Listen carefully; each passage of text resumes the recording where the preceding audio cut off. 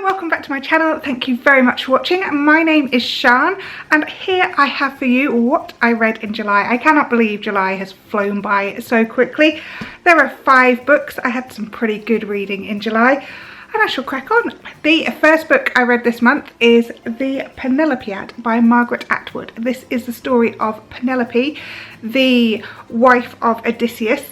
I'm not particularly into Greek mythology, but I thought given how much I enjoyed Circe that I would give this a go. And obviously, like the 2 books, the kind of Greek mythology crosses in those books, the god references are the same, so I thought it would be really interesting, and it was really interesting. It's from the point of view of Penelope, who has died, and it's telling the story of her life and her side of the story, and it's really interesting. It's a really quick read. It's quite short prose, not many words on each page, but I really enjoyed this. It just gives her side of the story and whether or not she had slept with any of those suitors who turned up whilst Odysseus was kind of lost at sea or lost. And the maids that were killed, she tells their tale as well.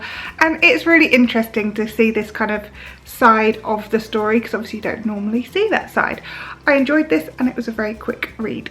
The second book I read this month is Unwind by Neil Shusterman. This was the Bookish Mama's book club read for June-July. I got around to it in July. This is a young adult fiction and it's set in a time where unwanted teens, their body parts are reused, they are unwound and their parts are used for other people. As soon as medical science realised that it could kind of cure things by using other people's body parts, then the body parts became high in demand, and so these children, generally runaways, kids who aren't doing so great, children without parents, and then also a certain few who believe they have been chosen by God to be unwound.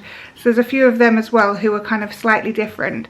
This book is incredible, and again it's one that I really struggled to put down. It's a trilogy and I've already ordered from the library the next 2 because I really want to read it, and I really like Neil Shusterman's writing style. The main characters in this book are Connor, Risa and Lev. Connor is a runaway and he is obviously running away from being unwound. He does not want to be unwound and he causes a whole ruckus and meets Risa on the motorway, and also Lev. Lev is one of the people who believes it's his chosen duty to be unwound. And then it's the story of how these 3 try and escape from the adults. They try and find safe places.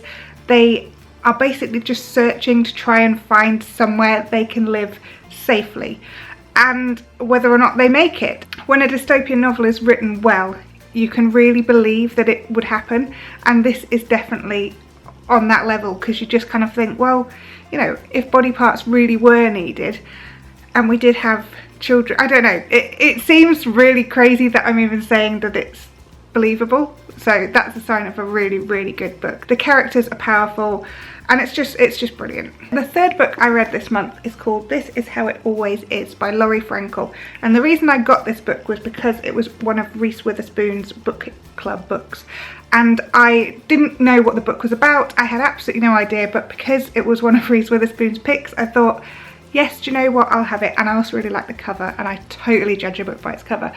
So this is the story of a family with a big secret. There's Rosie, who's an ER doctor. Pen, her husband, is an author, and they have 5 boys. Rosie had a sister, Poppy, who died when she was younger and has always wanted a girl. And they have one more baby, which is the 5th boy. But it turns out that their son, Claude, is in the wrong body and should be a girl, and he wants to be called Poppy. And this is quite kind of acceptable when he's younger. He just dresses up, he wears girls' dresses. Obviously as they get older it becomes more difficult because their parents have dealt with it so well that they do not realise that having a penis but wearing dresses could be a problem as they go into kind of middle school, high school.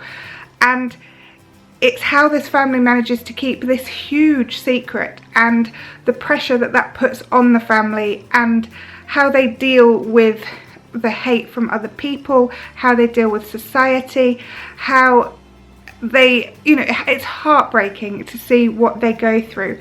and it is such a powerful book. The characters are fabulous, and the way the family deals with everything is amazing. I mean, this nearly breaks their whole family, and it's one of those books that I just couldn't put down. I just couldn't stop reading it because I just wanted to know what happened next.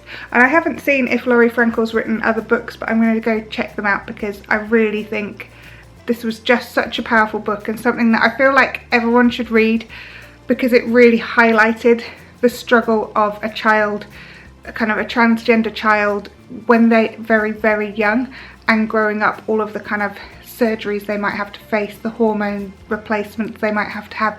You know, it's a total minefield. And whilst you're dealing with all of that, you also have society's views on you at the same time, which is, yeah, overwhelming and, yeah, incredibly powerful. Really good book. It's been a really good month, actually. I think all the books I read were really good. The fourth book I read this month, I've heard so much about this, Daisy Jones and the Six by Taylor Jenkins Reid. And this book was just fabulous. I read it in 2 days, I think. I just couldn't stop reading. I wanted to know more about Daisy. It's set in the 70s and early 80s, and it's about a girl called Daisy Jones who has the most incredible voice, is a star, and a band called the Six who Daisy joins. They're on the same record label, and Daisy ends up joining the band, but there's kind of a bit of friction between her and the lead singer of the Six, and there's a lot of tension between Daisy and the lead singer of the Six, Billy, and it's kind of a look into their lives and what life on tour is like, what life as a rock star is like. It's all about drugs and sex and rock and roll, and it's a really good read. It's one of those books that just keeps flowing along, and you really want to know more about the characters. They're flawed, they're real people, you know, it's just a really well written book, and it's written in the style of each of the people in the band. I don't know if you can see, each of the people in the band are giving their own opinion on what happened. So that also makes the story really interesting, because quite often they have very differing views of how one specific scenario worked out. So it's really interesting to see everyone's different perspectives on their lives as Daisy Jones and the Six. And it didn't disappoint. It's a brilliant book. I highly recommend it. The fifth and final book I read this month is The Silkworm by Robert Galbraith, aka J.K. Rowling. This is the second in the Cormoran Strike novels and the second one that I've read of them. I enjoyed this a lot more than the first one, and I found that it was harder to put down than the first one. The first one I found almost a bit clunky. It's such a big, like thick, big crime novel, and I think that's largely because the characters are explained and expanded and you know so much about them. And normally in a crime novel you have short, kind of succinct, you know, really kind of fast paced, and these books aren't necessarily fast paced, or certainly the first one I didn't find to be. This one was a lot faster paced and I really enjoyed it. So this is about a novelist called Owen Queen who goes missing. His wife comes to Cormoran Strike to ask him to help find the author. He often goes away, he often disappears for a while, he's got girlfriends around. His wife has a disabled daughter who's kind of older but hard to look after and demanding. So the wife doesn't have time to be off trying to find her husband, so she employs Cormoran. And about 8 days later, Cormoran finds the dead body of Owen Queen. So the rest of the story is obviously trying to work out what has happened. The police think one thing, he doesn't agree with them.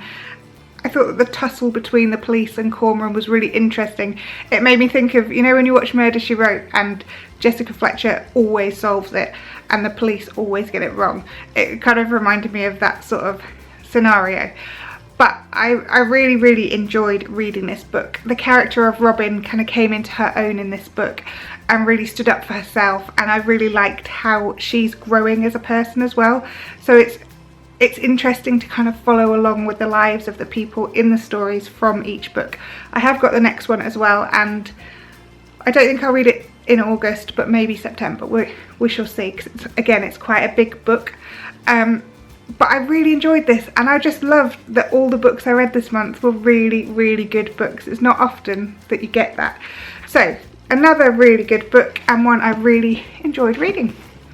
And that's it, the 5 books I've read this month. Let me know what you're reading at the moment, and I'll see you again soon. Alright, bye.